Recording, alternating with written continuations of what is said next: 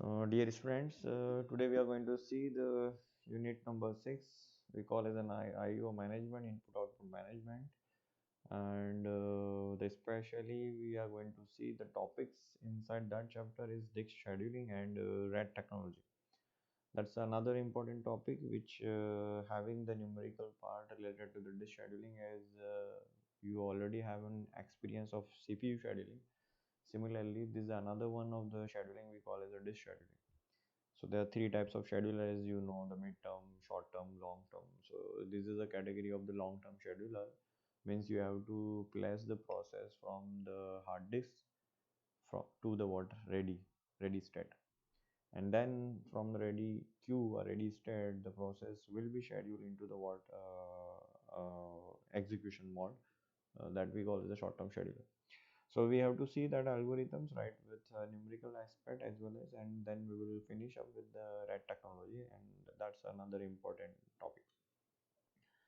So how the very first question, how we means how it's look like, means we know the how this look like, means as we know that is the secondary storage, and whatever the discussions we are going to be see about the disk. So that's a circular disk, right? It's similar like CD and DVD. In today technology, we don't use that one. Means we are having the hard disk and pen drive and some external devices where we can store all the data. But so that topic is they have designed with respect to what disk, right? So we are discussing all the algorithm related to it only, right? So let's see the diagram over here. So as you can see, the different discs are there, and there is a one spindle over the all the discs are uh, stacked one above, and there is a one arm assembly that we call as a handler. Understand? So that's arm roll is what it's just going to stick on the particular disc, and you can see there is a up and there is a top and bottom. So there are two modes of this header through which it can read. So we call it as multiple disk read and write. So from top you can also read write, and from the downside also you can read and write operation. So there are few basic terminology as you can see. So every there is a multiple platters, we call it a platters. So as you can see, there are three platters. Similarly, there are n number of platters, and we also call it the cylinders, right? So there it's cylindrical shape, and it's a number of platters put it into the what spindle. So every platters are having tracks, right? It will start from the very center of the what platters. So that's a sector number, that's a track number 0 1 2 3 4 up to the what the size of. So maybe as example, understand there are 200 tracks, right? It will start from the track number 0 to the track number 199. So every track, now in every track they are having small sectors. So another smaller unit. So the big picture is what the platters. So number of platters, maybe the one side or two side read write operation enable. Then every platters having the tracks, and inside the tracks the small part is what the sectors, and that sectors having the what actual informations which we are going to be performed by read write operations, right? I operations which call it, right? And there is a read write head from the up and what downside as well. So that's a basic structure how it's look like. As now you can see the diagram over here, that person that initially the designer of the disk is holding the initial size of the disk, right? And that disk size is vary. So as you can understand how our technology is converted that bigger one to the what very small hard disk. We can store the as much as amount of data into the whatever systems and external devices. So before initially it was very difficult. So again that disk having diameter as well as there's some standard is 1.5 to 5 point something. So that's a diameter of the what disk. So that's depends. So that's a very initial level. So you can see this a 50-year-old disk size, but in today it's not like that. It's very compact. Let's see the structure of the disk. So similar. So as I explain you in the second slide, where we are having platters, every platters having tracks, every tracks having multiple sectors, and that sectors having the what informations which we are going to perform the read and write operations like that, right? So now the another thing which we call as from the disk structure. So similarly in a CPU scheduling, we try to calculate what waiting time, response time, turnaround time. Similarly, so with the disk scheduling as well as, so there are few parameters which will decide the algorithm efficiency, throughput, like that. So we have to calculate the few times, right? So that we call, the first one is the seek time. To understand the seek time is what, I have to place the particular head, read write header to the head to the what particular sectors. So that time. So first from, suppose it's initially on a 0 track, and my data is reside in a fifth track, and inside a fifth track my data is actually in the particular sector. So I have to move my head from that track 0 to track 5, right? So from 0 to track 5, that movement, the time took from that movement is called as what, seek time, to get the what specific track where the data is reside. So we call it the seek time.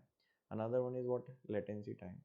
So latency time, as you can see, the disk is rotating. So once I will move to the what specific track number, then the track is again divided into the multiple sectors. I have to be put my head into the sector because the sector contains the data. So then my disk will be rotating. So that time we call as a what, rotational or latency, or rotational time, or latency time, to get that sector. And finally, once you get the track after the sectors, so the time take to transfer the data we call as what, transfer time. So that's a basic information structures which we needed for this. So let's see the very simple example over here. So with the same informations, we can solve that examples. That's a different one. Similarly, we can have a number of examples similar like that. As you can see, there are 480 cylinders are there, right? It is a divided into 120 cylinders zones. So if you divide 480 divided by 120, so there are 4. So means understand there are 4 platters. John with the cylinder in different zones containing also one zone 200 second 240 280 320 sectors. So every zone having a what different sector size. So and assume each sector contains 4096 byte. So you have to calculate the total disk capacity.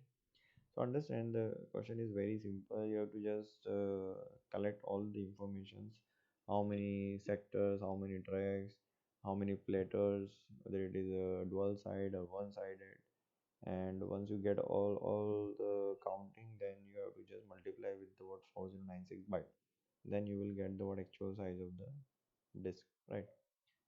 So see how we solve that one. So total number of sector is what, 120 into 200 plus 120 into 240 plus 120 into 280 plus 280 into 320, because they are 480 cylinder. So means what, 480 divided by 120, so 4 times. So 120 multiplied by 4 and individually is what, 200, 240, 280 and 320. If you sum everything, so we are having total number of sectors. So 124,800 are the what total number of sectors. Now once you calculate the sector, total sectors, then what? I have to just multiply with the what, the size of the one sector. So how much information can store by one sectors? So that is fixed. So 4096 byte. So now if you multiply, so you will get what, 4511180 bytes. You can convert that total byte into the word maybe in GB, MB. If it is asked, okay, represent the total disk size into the GB. So you can convert. So 1 GB is equals to what, 2 raised to 30 bytes, right? Or 1 TB. to raise to 40 bytes. So likewise you can convert into the what, the size. So that's a very simple example. Similarly we can go with similar examples where you have to calculate the disk size. So that's a very simple question. So we know the memory, the RAM we talk about when it's required to execute any process. And now we are talking about the disk. So that's a very common difference where the we can represent that question in any different ways. A difference between the secondary storage and primary storage, RAM and ROM, so that you know very well. So volatile, one is non-volatile, the speed, the storage capacity, transfer time. So these all are the parameter you can consider. So I'm not going to be explain this one. So that's you can understood very lazy. Now next part move to the word scheduling, which is the important one for this particular chapter. So we are having the different types of scheduling algorithms. If I name, there are 6 different scheduling algorithms. We will see one by one with one examples, and you can apply the same method to any given example, and that will be what will give you the results related to it. So we generally check the performance of the scheduling on the two different time parameter, right? The seek time and rotational latency, as we discussed first. The seek time to get the time, the particular track. The rotational latency, the time to take to get the specific sector. So that's what the simple meaning. So we have to minimize the seek time, similarly as we have to minimize the waiting time of the process. Similarly, we have to minimize the seek time, so that I can perform IO operations quickly. And seek time is also equal to the seek distance, right? So let's move to the what example. So see, there is a one example given here where it mentioned there is a what 0 to 199. So there are tracks, understand? So how many tracks are there? 200 tracks are there in a dual disk, and we are given the request by the process. So assume there are number of process are there, and every process are looking for the specific track, right? So 98, 183, 37, 120. So that will be what in between, right? So 0 to 199 are the total tracks. So every process are looking for some IO operation for the individual, so for the specific track, and that track can be repeated by the multiple, right?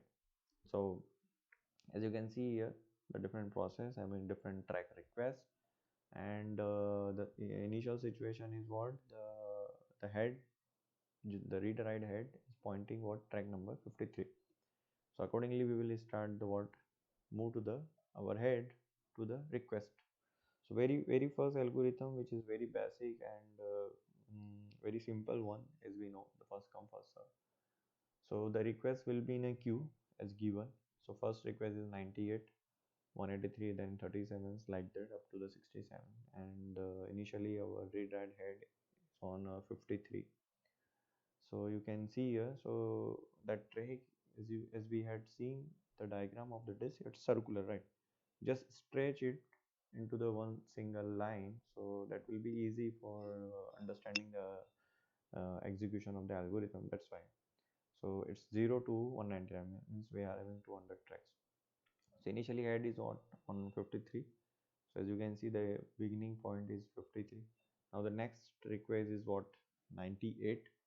So now my head will move to the what 98.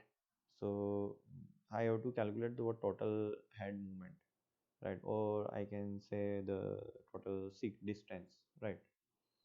So 98 minus 53, so it's 45.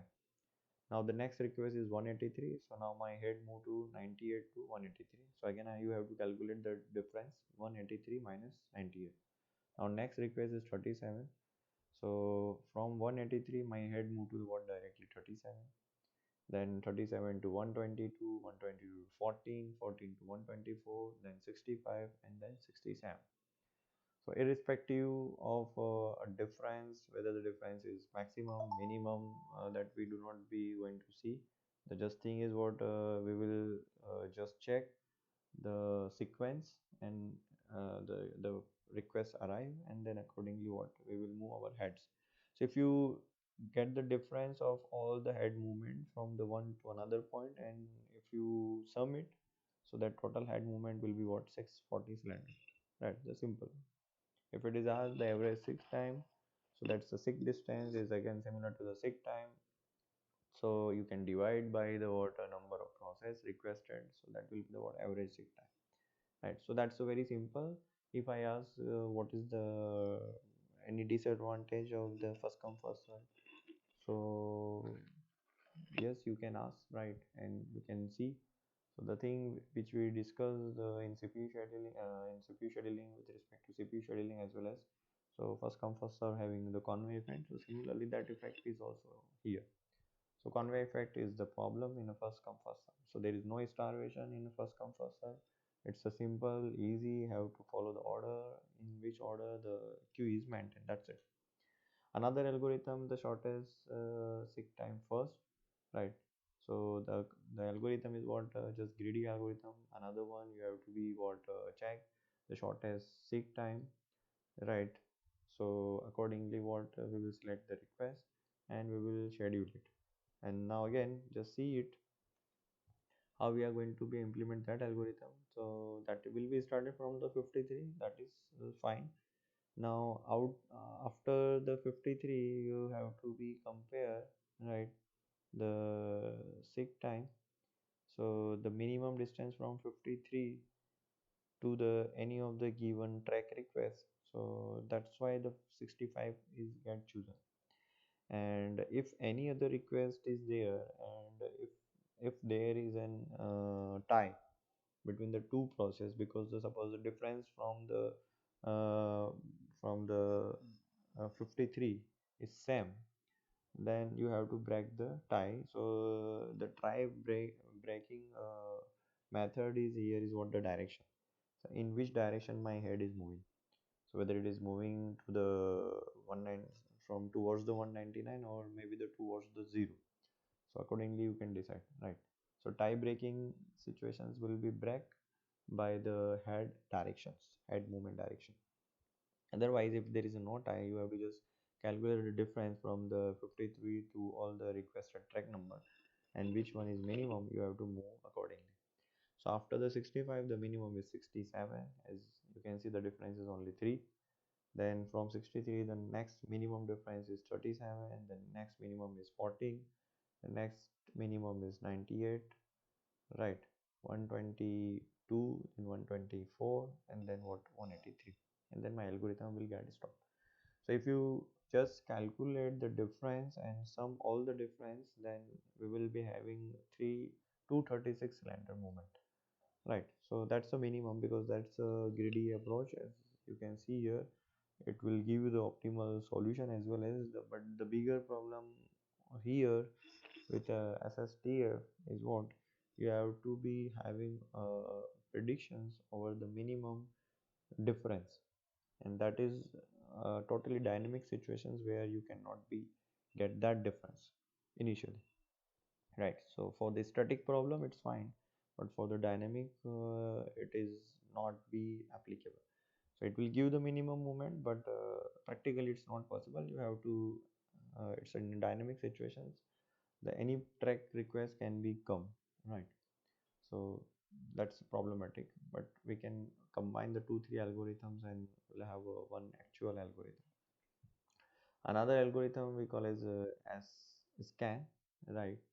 So if you read that statement, the disk arm start at one end of the disk and moves toward the other end, servicing request until it gets to the other end of the disk where the head movement is reserved and servicing the continue.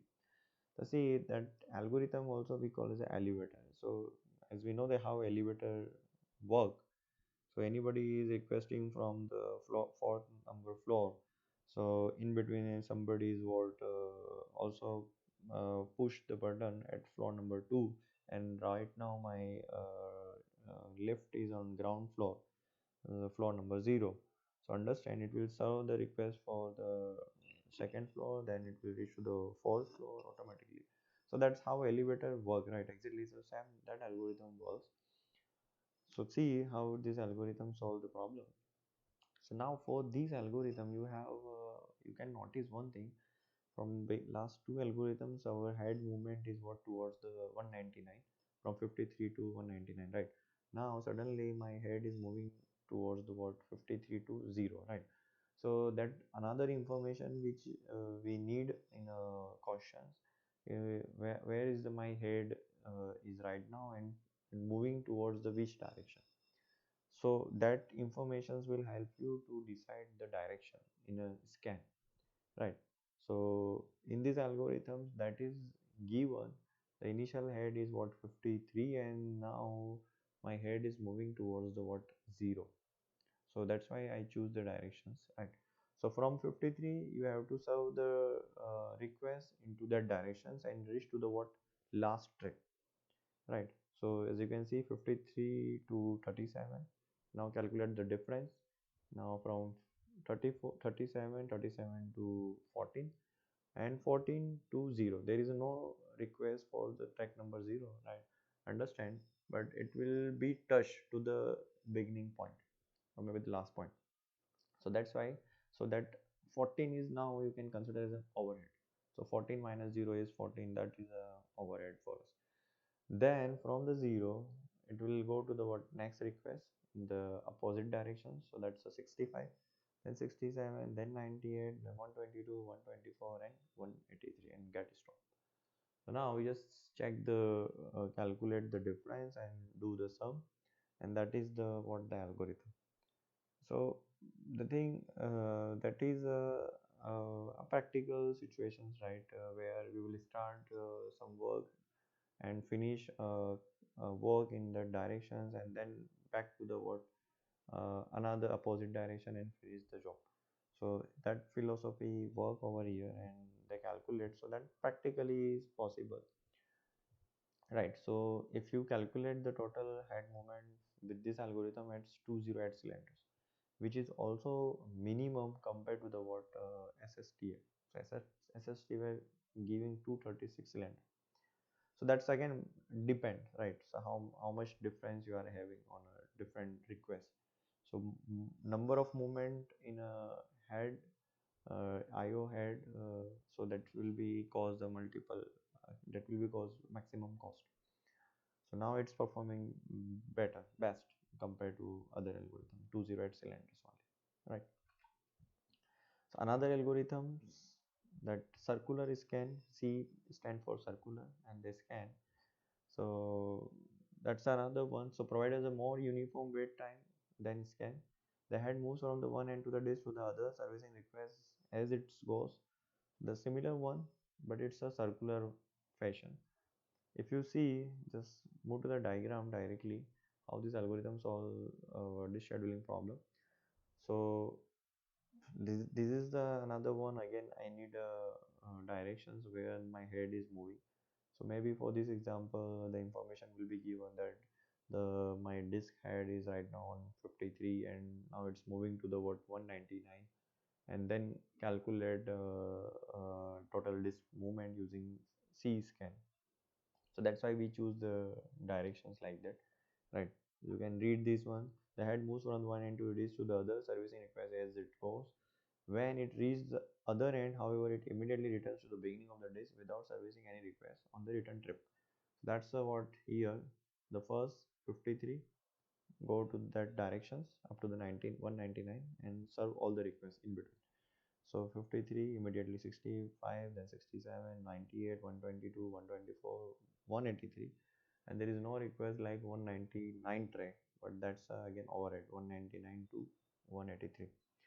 Once it will reach to the what last point 199 tray, then again it will be back right in opposite directions and again touch to the what first point without serving any request in between. So now you can see 199 to 0, it's another big overhead, right? So that 199 minus 0 means 199, that will be added into the what disk head movement, and then again it will be served request into the what that direction. So 0 to 14 and 14 to 37. So then it will be cause, so treat the cylinders as a circular list that wraps around from the last cylinder to the first one. So that's the structure is different quite here. So that's why it's moving from one to last and last to one, and then again go in that direction. So direction is fixed, and in that direction only it will what read all the requests. So similarly, you just calculate the difference between all the different head movement and do the sum, and you will get the what total head movement and compare with the what normal scan, right? Another algorithm is what we call as a look, and the C look is the last one. So this is the version of the S scan. So arm only goes as far as the last request in each directions, then reverse direction immediately without first going all the way to the end of the disk. So understand, just go through the algorithms, right? So you will get the meaning of that words, what they are trying to say, right? So the C, so this is a version of the C S scan. So C look, so it will start from the 53. So the only thing is what, as you can see the algorithm flow, 53 to 65, 65 to 67, 98, 120, 124, and then 183, but it's not going to touch the 199. So 183 to 199, that overhead is what miss out here. So again the better performance will be better, definitely the head movement will be less compared to the previous algorithm. And then from 183 it will move to the what very first tray, which is inside the request. So as you can see, the 14 is the what very first one, nearest to the 0. So it will go to the serve and that request, and after the 14 again it will not touch the what for 0. So 183 to 0 and 0 to 14, that overhead is also missed. So 183 to 14 and then 14 to 37, that's it. Again just calculate the difference, and after the getting the difference and sum it, we'll get the what answer. So this is what all about the algorithm, how the algorithm works, right? So which algorithm perform better in what situations, which algorithm we will use. We can use the hybrid algorithm for the disk scheduling, the current computer system laptops, what type of algorithm they use. So understand the current laptops, they use what hard disk kind of technology, and that is quite different from the algorithms of the disk scheduling. So that's may not be applicable, right? So see, there are few things they had given for selection. So we know the throughput, we know the response, we know the how much time it will take to perform the IO operations, how much time it will take to head movement. So the difference, so that we have to be what calculate. So common head to natural appeal. So you can see, so it's better to combine the multiple algorithms and do the what executions accordingly. So we have to increase the utilizations, response time, IO, less waiting. So these are the common parameters, right? To perform the, and this will be help to evaluate the what and selecting criteria for the scheduling algorithm. So the second topic of this particular chapter, which is important, and nowadays we use that technology in networking, and when the systems are remotely located, and I have to be store the data into the multiple disk, not into the single one, because we are having a fear of to data get lost. So if you store data into the one disk, so it would be very difficult once data will get lost. So how you will recover the data? So there is a one technology comes. So as you can see, the name of the technology RAID. So the meaning of that is what redundant array of independent disk. So data are redundant. Redundant in the sense, matlab the same informations are reside into the multiple disk. So data is redundant, right? For the we call as a replica. So same data will be stored into the multiple disk in a replication form. So the data is redundant, and that's array in the sense the 0 1 2 3. So we divided the every structure into the multiple structures, multiple disk structures, and it will be a sequence as an array, and all disks are independent disks, right? So there is no link between the disks. So disks are independently stored, And the independent again in the sense of suppose there are four systems situated in a network, so there are four different RAID, so all the RAID are independent, right? So we are having just link, the one data will be stored into the multiple RAID, and that RAID are linked with a network. So why? Because as a backup point of view, any failure case are occur, then we can restore, you can get the data. So that RAID technology is not available in our normal laptop in a system. So but in a big organizations, any company work, any corporate world, so they use it, right? Because they want to store the data into the multiple servers. So we can use the RAID to make the different server as well as, and it will provide the better performance and reliability, right? So let's see the diagram here. um, the multiple physical hard drives, and that's equal to the single logical hard drive. So understand means we are using what multiple RAIDs. So that will be the just for the understanding point of view, so how RAID is look like. So that's our disk only, right? Hard drives is how the hard drives work exactly. So we can have multiple hard drives added into our systems. We can have a multiple slots, you can add multiple hard drives, so that will be work like that, right? So basically see, the, the few things about it. So we need a reliable solutions where we can overcome the failure cases and my data will be stored safely. So that's a technology they have developed, right? And inside that, you can see the disk will be stripping uses a group of disks as one storage unit. So the meaning is what the data will be divided into the blocks. So there are two types of information storing, we can say the bit wise and block wise. So that stripping is a type of the what block information, right? Where the information is stored in what blocks. So the block size can be anything, right? So the another thing is what it's divided into the number of levels in the technology. So you can see the diagram over here, red levels. So basically there are seven levels, and the last one is level number 10. That's a hybrid one. So that's a hybrid level where we have to mix. So in this diagram you can see the red number, red level 0, we call it a non-redundant stripping. So where the data will not be redundant, right?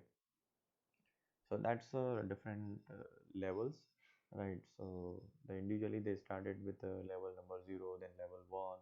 So that's why the every level having some plus minus advantage and disadvantage. So that's why they are having multiple levels. So red level 0. So let me go to the next slide where I had explained. I'm going to explain you the individual levels. So see the red level 0 where we are dividing the data into the what strips, and each one having three size of the that particular level is what maximum 3.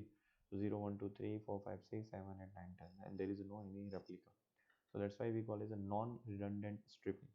So where the strip means the block of informations will be stored, the data is not be replicated. The next level is level number 1.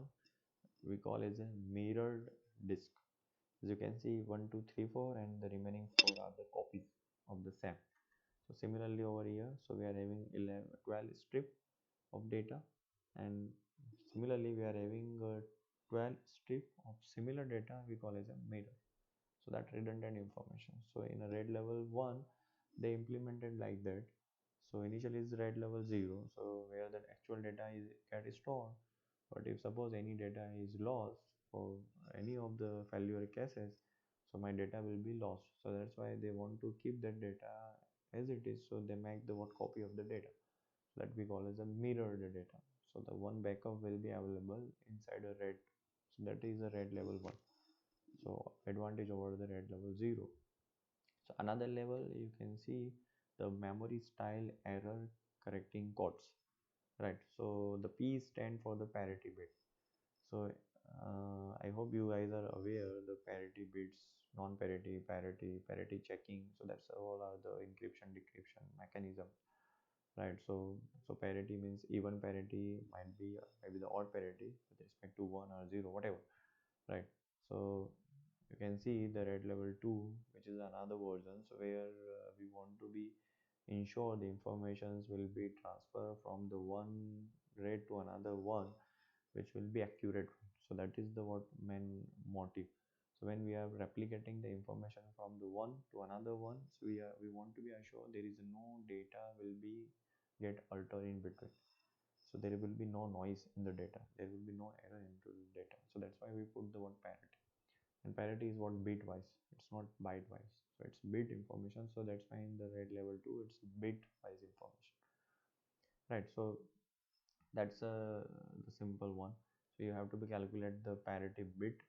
So as you can see the total 7 means 8 bit. So there's a 3 bit parity, so total 8 information, so I need 3 bits. So as you can understand, that's a Hamming chord, Hamming distance.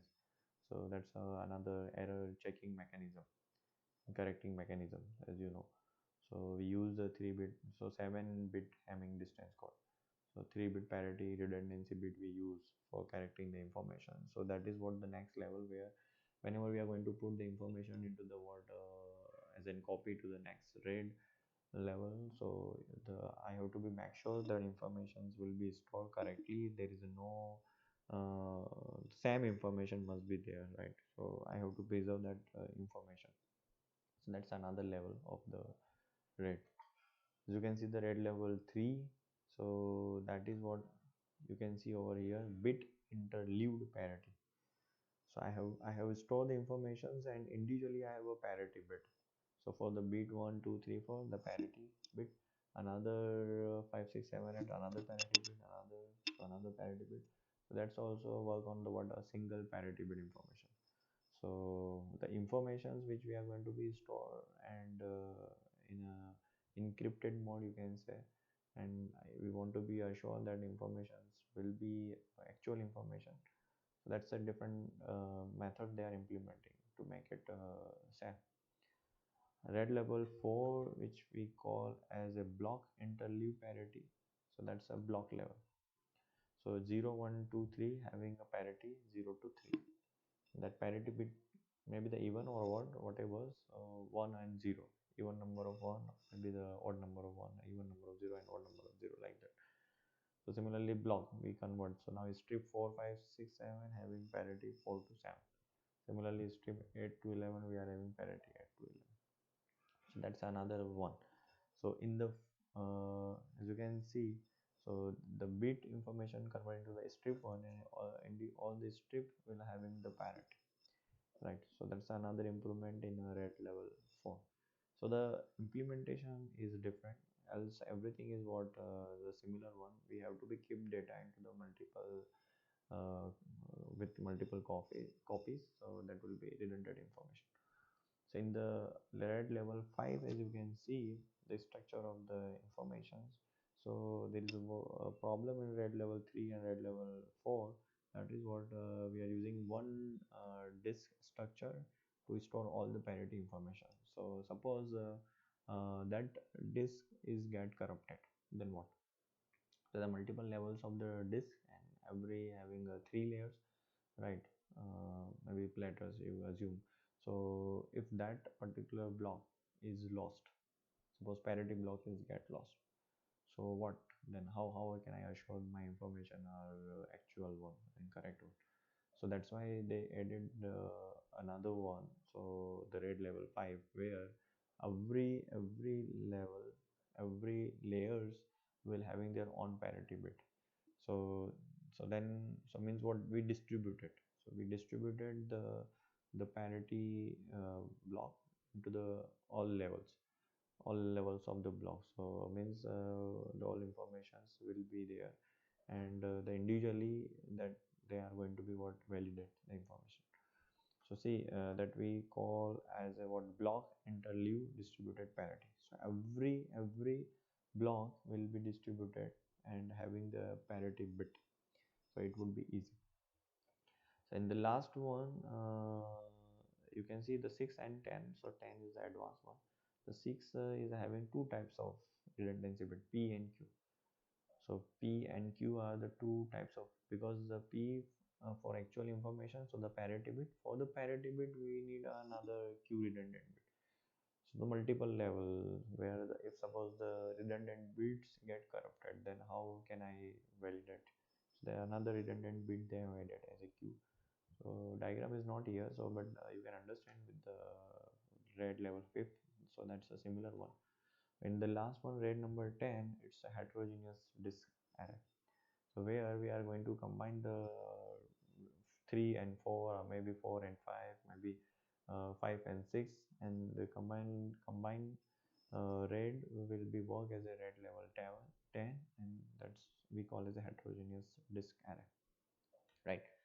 So at the end, so let me summarize. So we are seeing the how the disk structure, how disks exactly look like, the track sector, the size of the disk capacity, and then the algorithms we had seen.